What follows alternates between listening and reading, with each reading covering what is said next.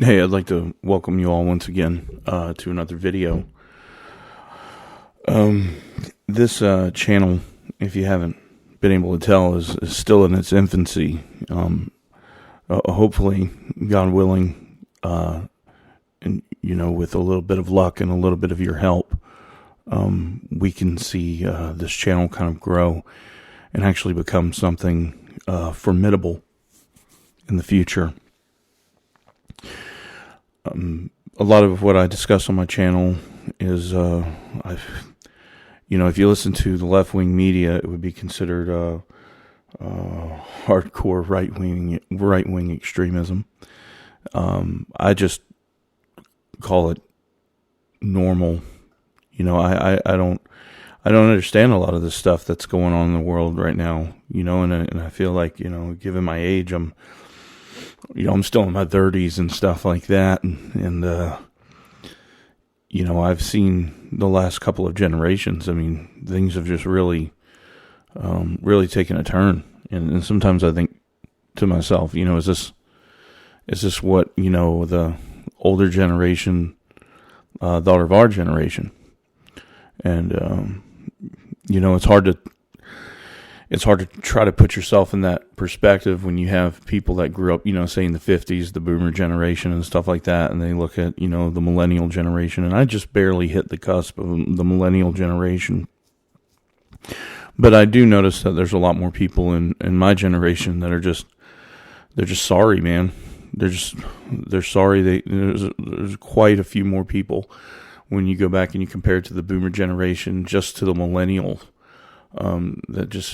they just haven't made really anything out of themselves at all. They haven't tried to excel, and I suppose that's okay if you don't really want to do that, or if if maybe you just want a simple kind of life. That's one thing, but that's not what I'm talking about. I'm talking about people that they're still doing pretty irresponsible things, and they're almost in their 40s. What my channel talks about is, what I try to get people to understand is the influence that communism has on our society, and that there is a red shadow out there. Don't let anybody lie to you, and don't let anybody fool you. Communism is a real threat. Part of the ideology, in the ideology itself, it tends to remain hidden, and it creeps and rears its ugly heads through proposing its ideologies through what most people consider rights and privileges and all these other things. That's one of the main focuses of the ideology. They know if they can focus on rights and privileges, that eventually what happens is it could lead to angst and revolution, and that's what their main focus is.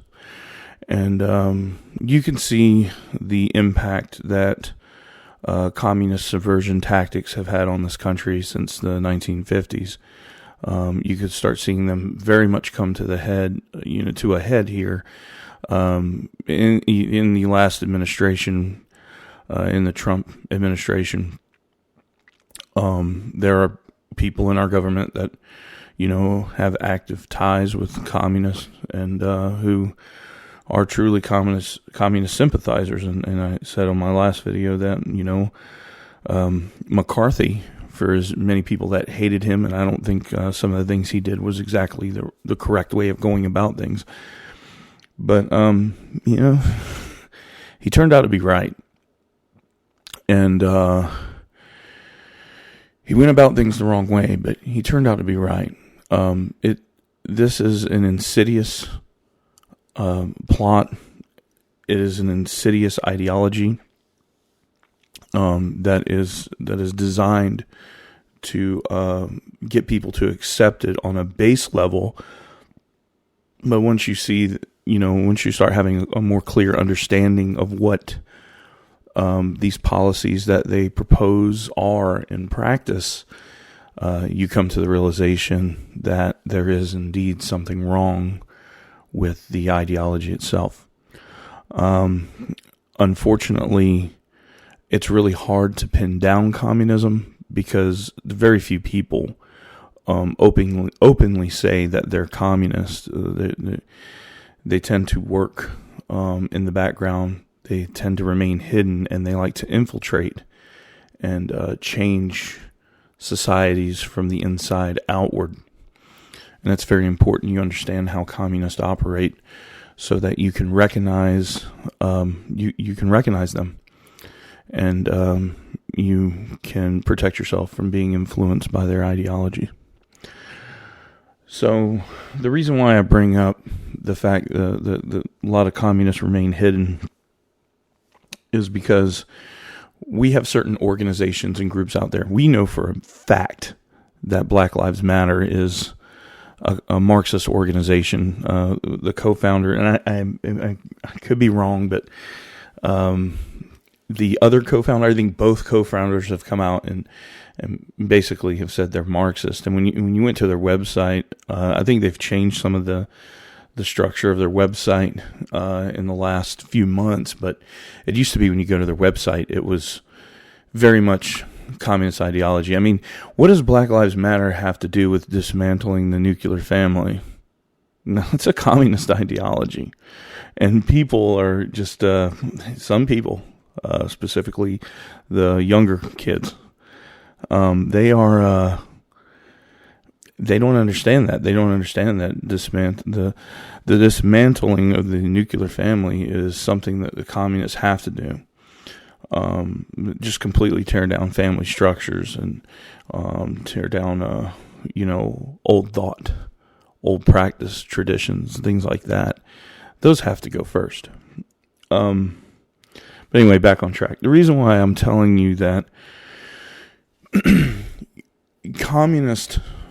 there are a sect of people out there that do come out of the woodwork and they admit who they are. But you have, I can estimate all day. If I had to estimate off the top of my head, not knowing anything, being the dummy that I am, I would have to say that, probably about 50% of people who are communists or communist sympathizers do not come out and admit it. What happens is you have communists that go out and they begin to infiltrate different organizations in our society. And they do it unbeknownst to those that are in control of those organizations, or that are, actively working and participating with those organizations, or those that take the advice of these organizations. The reason why I bring that up is because right now Breitbart has posted an article about the Anti-Defamation League.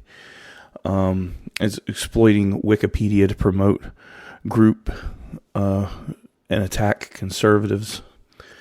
It's a pretty interesting article. It was published a couple of days ago. If you're not a fan of Breitbart, I understand. I think everyone should always take all news with a grain of salt. No matter if you have the propensity to lean right or you have the propensity to lean left, you should always question anything anybody's telling you, and that includes me. Let's go ahead and get into this article and check it out. Numerous Wikipedia users working for the Anti-Defamation League, ADL, have been persistently adding references to the group in various articles. The scheme including attempting to mention ADL claims about anti-Semitism in the article about the Reddit-driven stock market boom in video game retailer GameStop. Okay. Full stop. If what they're saying is true, and let's assume that until we can go back and look and verify this, because I can't really verify this. I just saw the article, read it, and I decided I wanted to create a video on it. But what they're trying to say here is that the Anti-Defamation League claims that basically the reaction to trying to short sell GameStop was an act of anti-Semitism. I don't know how to take that, because to me, what that was an act of was sticking it to the people that stuck it to us. As a matter of fact, if you look at a lot of the the people that were talking about doing that to GameStop, a lot of those people were guys my age that were alive back during the crisis of 2008 when the banks got bailed out and everybody was basically just screwing everybody over and screwing over the financial system. They crashed everything. Everybody lost all their savings. And they manipulated the markets, and it was one of the largest events in the United States as far as transferal of wealth. All the middle class that had all their savings, they worked all their lives to get all this stuff, and to save up in their stock market, their 401ks, their houses, everything. A lot of people lost everything that year, and if you weren't around for that or you were too young to remember that, that was a very hard time for a lot of people. And there are people like myself that have lived through that. And we've never forgotten about how the elite class has screwed us over. And that was mostly the sentiment behind the GameStop debacle that wind up happening, and you had Robinhood stopping trades and stuff like that. Well, now we know who Robinhood works for, so if you're doing crypto or stock trading on that app, consider that a compromised platform, because they're not there for you. As a matter of fact, let's go ahead and just clarify what Robinhood is for right off the cuff. Robinhood gets you to sign up to buy stocks, and they get you to sign up to buy cryptocurrency. But I'm willing to bet what they do is they aggregate all that information from you buying and selling. Because from what I understand, the trading on Robinhood is a free thing. And my mom always told me there's nothing in this world for free. So if somebody's offering you free, then that means you are the product. You are what they're selling. And so in order for Robinhood to make money off you and not charge you for any trades on their platform, that tells me they have to take that information from you. And I'm willing to bet, if you read the fine print at Robinhood Trading, that you're giving them all your trading information so they can turn around and sell it to, the hedge fund guys and all that got screwed over. Because I guarantee you, had this happened with everybody's 401ks, and the hedge funds did the exact same thing that Wall Street's bets did to the hedge funds that time, Robinhood would have let it go. They would have let it go, because that's how backwards everything is right now. No, but the whole anti-Semitism thing's just utter garbage. And if you believe that, you're not very smart. Let's see. The Anti-Defamation League editing campaign is another example of rampant efforts by paid editors. That really makes you think. Paid editors. That means that these editors, let's go ahead and just say it for what it is. These editors don't have their own opinions. Just like Chris Cuomo and Don Lemon and who's the other kooky Russian hoax woman, Rachel Maddow. They don't have an opinion. They make $14-15 million a year. You think they're going to have an opinion? No, they have the opinion of the person lining the inner parts of their pockets. That's their opinion. People need to start figuring this stuff out, man. You got to remember, when you're hearing somebody on mainstream media, that's not their opinion. That's the opinion they're paid to say. So that's just funny. They just go ahead and admit that. Paid editors. Those with conflicts of interest to exploit the site's open editing model. Well, that's good.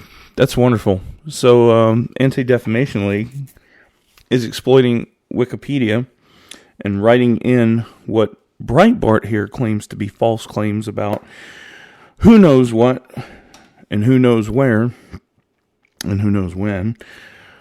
And I guarantee you it's mostly in unfavorable light to the people that they want to attack. Let's continue reading. There's a small print. Who reads the small print? Several ADL accounts directly edited the group's Wikipedia page, with one's edits heavily slanted in favor of the group and including attacks on former President Donald Trump, which is of no surprise if you've kept up with Trump. They beat that man with sticks before he was president. They beat him with sticks after he got. They're still trying to. He's holed up at a house somewhere in Mar-a-Lago, and they're still trying to kick down his door to write stories about him. It's sickening. Edits mentioning Anti-Defamation League on Wikipedia pages about free speech tech sites and Antifa were removed by critics of the editing campaign. Well, that's interesting, but sympathetic left-wing editors restored the mentions. The ADL has now ended its Wikipedia campaign amidst a wave of controversy. Accounts claiming affiliation with the ADL have been active on Wikipedia since May of last year, according to the page set up for their efforts. The effort was described on the page as being about adding ADL content to Wikipedia in line with the conflict of interest policy in collaboration with the Wikipedia community. 9 accounts are listed as participating in the campaign. One included in the ADL his username, while another one was using his full real name and claimed to be editing on behalf of the ADL's communications team. Every account disclosed affiliation with ADL. Okay, so let's go ahead and say this now too. A lot of people read Wikipedia and they assume that they're getting, that Wikipedia is true. But if you go look at Wikipedia, I mean, if you even scour the site, it'll tell you that Wikipedia is not a reliable source for information. It's not a reliable source. So, and the reason why it's not a reliable source is anybody can go in there and edit it. But, I mean, you could say that's bad and that's terrible, but I got to tell you, with the way things are going, and like Webster's Dictionary and all that, changing definitions to make the woke people happy out there. I don't know if Wikipedia is much worse than that, because at least everybody has the ability to go in and edit it and maybe correct something on that platform. But you get the Encyclopedia Britannica start talking about how Antifa's great and how they're not linked to communism. By the way, they are. Black Lives Matter and Antifa. You got to sit back and think for a minute. We've got 2 major movements happening right now in America, and both have communist links. It would not surprise me if we come to find out that the Anti-Defamation League has, at the base minimum, communist sympathizers on its board or in its organization somewhere in the hierarchy. At the minimum, if not just flat out communist, hiding in plain sight. We're going to skip down. Gray Walls removed several instances of edits made by, who are the Gray Walls? Editor Gray Walls at the Community Notice Board for reporting accounts, conflicts of interest. I don't know who the Gray Walls are. One edit, extremist praising. Oh, this is interesting. Everybody remembers Kyle Rittenhouse. One edit mentioned extremist praising the teenager Kyle Rittenhouse, who last year in Kenosha, Wisconsin, shot several Black Lives Matter supporters attacking him and killed 2. That edit was apparently undone inadvertently when moving content from the Kenosha Unrest page into the article about the shooting. Another edit cited ADL for conspiracy theorist sections in the article about the GameStop short squeeze, where Redditors fueled a surge in a video game realtor. We already went over that. The section focused on anti-Semitic comments, particularly by a neo-Nazi Andrew Anglin. Okay. It's a favorite thing they love to do. What they love to do is it's a classic. It really is. The GameStop short squeeze was, like I said, that was a direct attack. That was sticking it to the man. That was something. All of you out there, if you're not a millionaire, billionaire, hedge fund artist that dicks people out of their 401ks every day, you should be cheering that on. That was a big win for just the everyday American. That was a big win screwing over those hedge fund people, because they have done nothing but screw you over all this time. But the problem that we have is when you have something like that happen, what the news is going to do, and especially this crazy, these insane woke leftist nut jobs, what they're going to do is they're going to go and they're going to scour the internet. They're going to scour Twitter, YouTube, whatever social media platform they can get their hands on. They're going to look for the most extremist person they can find on the right that said something along the lines of, yeah, it was a good job, or whatever, and then they're going to make that the poster child of the movement. There's got to be a term for that. The Army INSCOM is the intelligence command of the Army. They do that kind of stuff, and I know there's a term for it, but maybe one day I'll remember it. But basically what they do is they set up a bad actor. And there's even instances that I know that INSCOM will do where they will set somebody up. They'll pay somebody, employ somebody to be a bad actor to basically destroy a movement. Even if the movement is great, they will create that kind of controversy around that movement. It wouldn't surprise me if that happens at all. Just nothing should surprise you now, especially the day and age we live in, where some guy in his kitchen can record a YouTube video and blast it out to, maybe a few dozen people in a matter of days. Hopefully you'll change that, right? Because you'll like, share, and subscribe. Cool. Removals by the gray walls were contentious due to the ADL being considered reliable source on Wikipedia. I gotta tell you, if you think the ADL, reliable, saying the ADL is a reliable source is like saying Brian Stelter is a reliable source because he's got a show called Reliable Sources. I mean, it's, and for those of you who don't know, Brian Stelter is not a reliable source of news. As a matter of fact, if you're getting your news from CNN, you might as well be getting your news from, the Real Housewives or something, because that's all it is. It's a production. It's a show. They've been caught lying so many times over the years. MSNBC is the same way. And, and for you conservative friends of mine who watch Fox, I'm not going to sit here and say Fox was much better. When they sat there and they called Arizona the way they did during the last election, and they were backpedaling, and they were backpedaling. They were backpedaling hard. I don't trust them. I don't trust Fox either. I know a lot of you guys have moved over to Newsmax, but be careful, because Newsmax is following that same hate bait formula. They want to get you to hate those people, hate them. No, man, you don't hate them. Don't hate them. Even my channel, I'm not about hating people. I'm not about, trying to tell you that you need to go out and, much less hurt anybody, but much less hate them. No, they need to have a sensible discussion about some of the things that they believe. I mean, if you set up a wall of hatred, that's exactly what you're going to get. You're going to get a wall. No, you need to set up a door.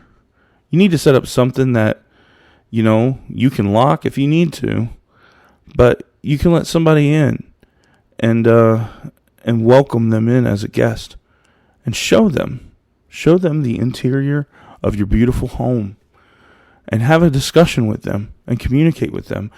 That's what we're falling away from.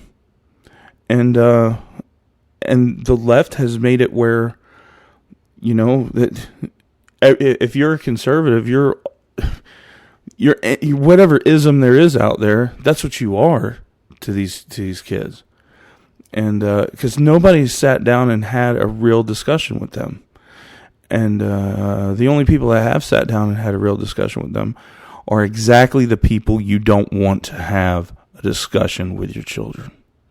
That's all there is to it. Let's see. Let's see here.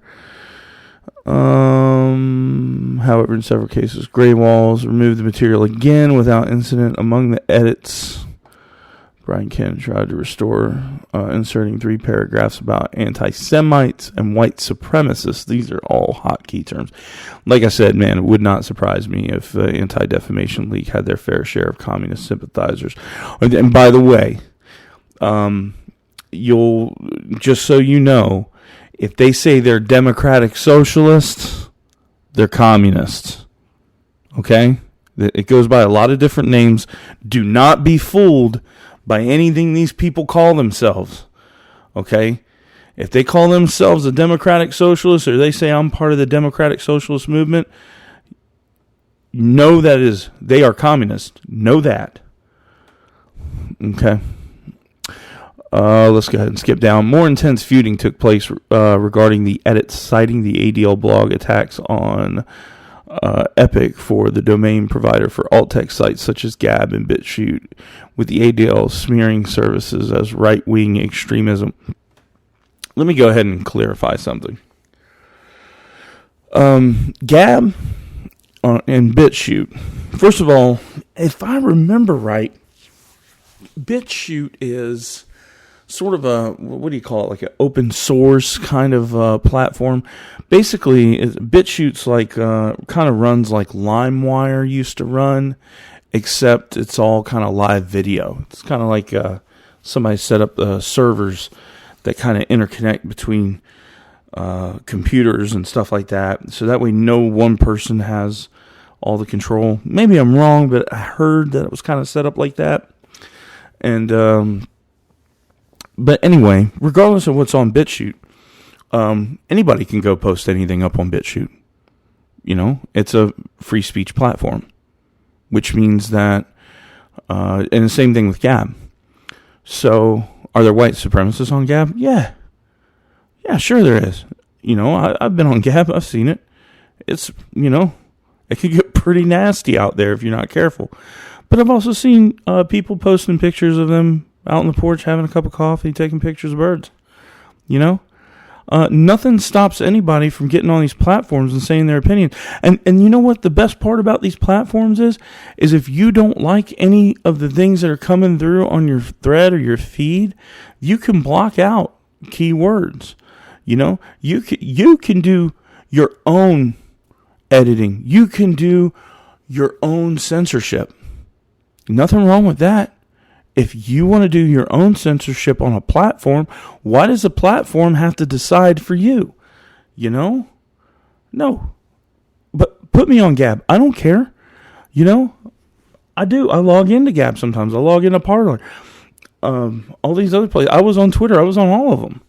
You know? It doesn't bother me because I can go ahead and moderate the content that I want to see myself.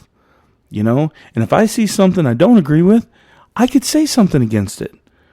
You know, these people, what they don't realize they're doing is, maybe they do, because you have to understand that the people that are running our show here, some of them are stupid, but I guarantee you the ones that have all the power and that are the very, very top of the totem pole, they're not dumb. So, when you kick somebody off a platform and they go to Gab instead of staying on Twitter, right? But you only kick one side off the platform. You know, you don't kick the leftist extremists off because, I mean, I've seen on Twitter where communists, and by the way, go type in comrade on Twitter. Go do it. If you're at a computer right now listening to this, type in comrade in the Twitter search box. It's chef's kiss, man. It's communist kids everywhere. Cool Kids Club. But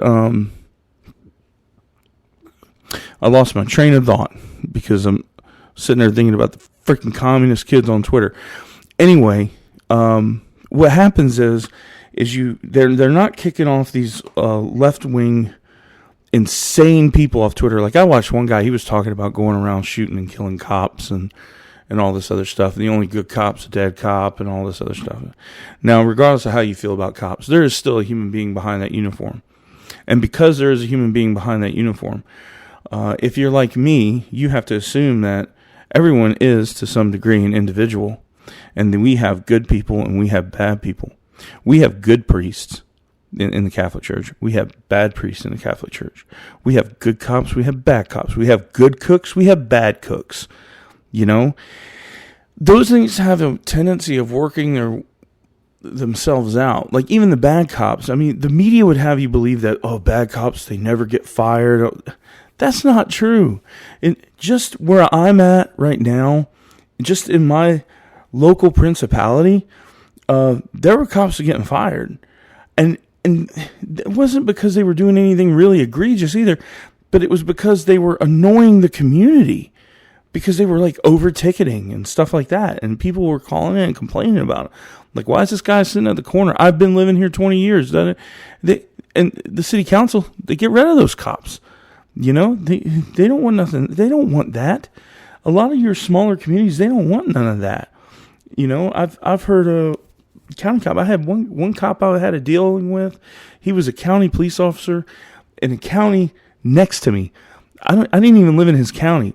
But there was something that happened in that county, and the cop made the assumption that I was the dick in the situation, and I wasn't. I was just kind of like a guy that was there to show up to help, you know, get somebody out of a situation. And of the 5 cops, there was 5 cops that showed up, and that there was that one dickhead cop, just that one dickhead cop. Well, for whatever reason, I come to find out that of the 5 cops, one of them was really cool. And I started talking to him and stuff. We got to know each other and all that. And then one day I bumped into him and we started talking. I was like, yeah, man, one guy, man, he was a real dick. He goes, yeah, they fired him. I was like, why? He goes, because people were calling and complaining about him. So don't make any mistake that a cop can't lose their job, because that's not true. Cops don't like cops that make them look bad. But what we have in the media is we have cops that are trying to do their job, like with that one dude in Atlanta outside the Wendy's who passed out drunk in a drive-thru. That guy had no fucking business fighting the cops. He had no business fighting the police. He should have... You don't fight a cop in the middle of the street. You fight him in court. You know, I try to think of myself as, okay, if I decided to do police work, you know, how dangerous of a job can that be? And I say to myself, well, it's probably not as dangerous as working out on an oil rig, right? Overall, right? Because there's a lot of people out there who says, well, a cop's job, and especially if you listen to the young turds, they're going to sit there and tell you that, oh, a cop's job's not as dangerous as a sous chef that chops up fugu fish. They say that because they're dumb. Because, yeah, okay, maybe overall a certain job or position is more dangerous, like being a logger, because there's, you know, they have greater accidents, a much higher death rate and things like that. But it's sort of like, you know, more wrecks happen in a car than happen in an airplane, than crashes do in an airplane.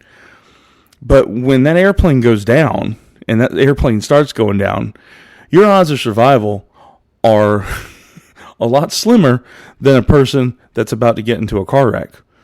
So when things go wrong when you're a police officer, I can imagine that would be real scary. And I wouldn't want to know what that was like. Would you want to know what that was like? Because I've heard some pretty crazy horror stories. But that's beside the point. Cops get fired. And Twitter, they keep these people up there talking about how they kill cops and all this other stuff. And, to me, that's left-wing extremism. And they're not in a hurry to get rid of those people, but they don't mind getting rid of people that they consider right-wing, or now if you're a middle-of-the-road conservative, you're a right-wing extremist.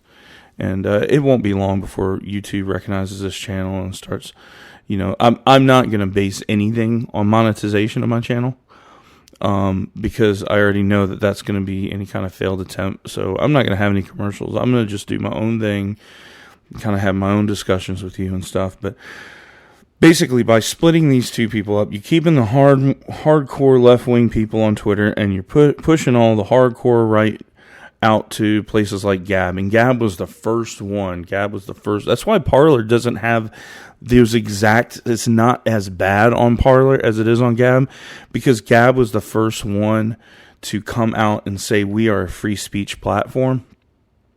So since they were the first one, they just got flooded with all the Looney Tunes that got kicked off the other platforms that were kicked off years prior for more egregious activity. So it was low-hanging fruit for the media to basically say that, Gab is a white supremacist platform. No, Gab's not a white supremacist platform. It could be anything if you make it that way, because it is free speech platform. So it could be a place where you can go watch, cute puppy videos and dog videos, or that people post and link, or it could be anything you want. But, people are dumb, so people believe what they're told. Anyway, that was a rant. So, more intense feuding took place. Let's see. In many cases, the edits were ultimately kept. But I'm botching this. Three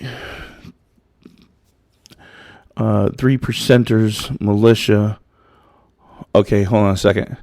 In many cases, the edits were ultimately kept, as on the article about the 3 percenters militia, on the article for Black Lives Matter, and where the ADL account inserted a disinformation section cited entirely to the ADL that focused on obscure social media trolling campaigns. The Oath Keepers article saw a contentious discussion and fight over the ADL material, which Oath Keepers, there's a lot of people out there that talk about the Oath Keepers being a right-wing militia. I don't think so. No. I don't think the Oath Keepers are an extremist group. I don't think they're a right-wing militia. What people have to understand, what the Oath Keepers are, is what they believe is, they believe in keeping the oath they take to the Constitution. So a lot of Oath Keepers, if I'm not mistaken, I think to be an Oath Keeper, you have to have maybe had some kind of service working in the government in the capacity of either a police officer or the military or something like that. Maybe I'm wrong, but anyway, that's where the whole ideology is based upon. When you sign up to become a police officer, or when you sign up to join the military, you take an oath and you swear your oath to the Constitution of the United States of America. You don't swear it to Nancy Pelosi, Chuck Schumer, Hillary Clinton.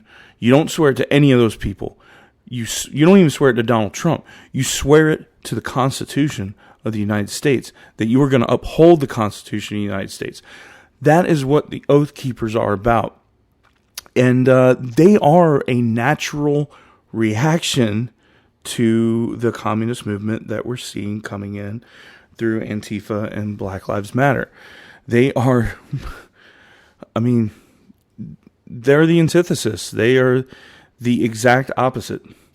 So, without Antifa and Black Lives Matter, or other organizations, or the crazy left-leaning nonsense that's been going on, or the delusion of our rights, the Oath Keepers probably would have never even assembled. Let's see. Let's skip down here. on the article about far-left Antifa group, an Antifa supporter and self-proclaimed Marxist restored an ADL's accounts material, which called journalist Jack, I don't know how to say his name, Posabay. I've heard of this guy all over the place. I can't comment on him because I've seen him set out a few tweets, like kind of angry tweets, kind of like get everybody worked up tweets, but I don't really know enough about him to have one opinion of him or the other. And hey, maybe that's a good quality in today's day and age, because people tend to have opinions on people they don't know jack shit about, which is part of the problem. Edits by an ADL account on the page on Parler, a free speech Twitter alternative, were undone and restored to prior discussion about the editing campaign. But a fight resumed after Grayalls removed the material again, only for it to be restored again. The edit cited the ADL for claims about calls to violence, and cite prior temporary shutdown, such as the violence at the Capitol. Okay, this is for another video. But the violence at the Capitol, oh gosh, the news media, they're salivating over that. That was a terrible thing that happened on January 6th. And what I mean by terrible, hold on before you hang up the phone on me here. What I mean by terrible is that what the left has done to distort everything, to distort the amount of misinformation. I'm not saying what happened on January 6th at the Capitol was a good thing, but the riots and burning down buildings and all that, to me, that was a little worse, because, as far as I'm concerned, the stuff that happened at the Capitol, that was a direct consequence of not doing anything about people burning down cities where other people lived, where the common man lived. You can't say one was any better than the other, but here we are in this day and age saying that, the stuff that happened on January 6th was so bad. Well, I remember watching CNN where they had a commentator out there, and I don't remember where he was at. I think he was in Minneapolis or something like that, and there was fires going up. I mean, the sky, it was the middle of the night, it was glowing orange. It just looked like a war zone. And what it read underneath was fiery but peaceful protest. I mean, man, you really got hit in the head with a hammer at an early age if you believe that kind of stuff. What's crazy to me, and I don't even know if I could say this, like, that's the problem, but I'm going to say it anyway. I saw a video where police were holding a line up against the Capitol, and all of a sudden they lifted the gates and just started letting all those people in. And it made me kind of question, like, why in the world would the police, and maybe you could find this video of January 6th where the police just kind of step aside and let people just storm into the Capitol. It was crazy. And I'm not saying that what happened at the Capitol was a good thing. It's not. I don't think nobody that had any sense about themselves should have been out there. We need to recoup. We need to refocus on where we're concentrating our energy, because I think where we're concentrating our energy now into the federal government is not a good thing. I think we need to dial back, and I think we all need to focus on our local and state governments. I think that's going to be the most important thing to pull us out of all this nonsense. I think people are taking the federal elections a little too far when it's really your state that has all the power. And it's really your state that's going to come and defend you against a rogue federal government. So, discussion. This whole January 6th thing, that might be a discussion for another video. But the stuff that happened on January 6th that the media would have you believe was the worst thing ever. I'm sorry, but I think that, a bunch of teenagers out and about in the middle of the night burning down entire cities and stuff like that, if that wasn't on par with what happened on January 6th, it was much worse. Let's see. And another thing about Parler, no. Parler, from what I understand, didn't even have as much content about organizing that stuff that happened on January 6th as other websites like Facebook and stuff like that did, because I know a lot of people on Facebook that discuss that. ADL accounts also edited the group's page directly. This is so crazy. Let's go down here to civil rights agenda, mostly citing opinion pieces, other changes including Chris. All right. Other edits touted ADL opposition as anti LGBTQ plus. Really? Plus now? Where are we going, man? Why can't we just say, can't we just have a word now? I mean, there's a word for everything else, right? I mean, the woke people are always trying to simplify everything, and they're trying to complicate things that are supposed to be simple and simplify things that are supposed to be complicated. I mean, heck, they don't even want to have, Latino or Latina anymore. Now it's got to be Latinx. Like, good luck. Good luck changing that. I don't even want to get into this. This makes me so... Hide your children. That's all I have to say. Hershey's ADL page rejected several cases, numerous being undone. The police shooting of Rashard Brooks, a, quote, murder, which I don't know if you can technically define as a murder, but it was definitely a homicide. And, I don't know. Let's see, Wikipedia editors pouring over. There's been so many different shootings coming in on the news. I mean, we've got 500 million people living in this country. I can't even keep up with all the different shootings anymore that are going on. But what I find in common with almost all, like 99% of all the police shootings that have happened, is that the suspect is almost always resisting arrest. Almost always resisting arrest. If you don't take anything away from this little discussion here, don't resist the police. Don't fight the police in the street. Fight the police in the courtroom. That's where you fight police. Fight if a cop does something that's real nasty to you, don't just call the supervisor. Go up to the precinct, go up to the county, and file a physical written complaint. That goes to a group called Internal Affairs. And I'm going to tell you now that the police that are patrolling and Internal Affairs, they don't have a chummy relationship like you guys think they do. I know that for a fact. There's a lot of police officers that can't stand Internal Affairs. And if it's real bad, you can contact what I guess you can consider your local, kind of like a state FBI. Like Georgia has the Georgia Bureau of Investigation, the GBI, and it's kind of like their state investigative agency.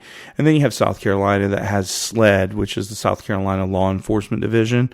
And what these guys go around and do is they basically, they police the police, and they get involved in these higher up crimes that kind of just below where the federal level needs to be called in. They'll call in those folk. But yeah, you can report police to those for, several different activities. And then they come in, they do their own investigations, and they have their own internal affairs people. There's checks and balances, and I'm not going to say there isn't any corruption, but, the general consensus from, your everyday walk of the life policeman is he does not like IA. They call him IA. internal affairs. I said AI. That's a Elon Musk video. Anyway, I don't know if I want to get to through all this, but it says paid editing has been a problem where many Wikipedia editors are paid to protect articles on figures in politics and medias and text. So that should tell you what you need to know about Wikipedia. If you have people being paid to edit and to protect from editing certain pages, there's enough in there to kind of tell you that money talks, baby. Money talks. So let's see.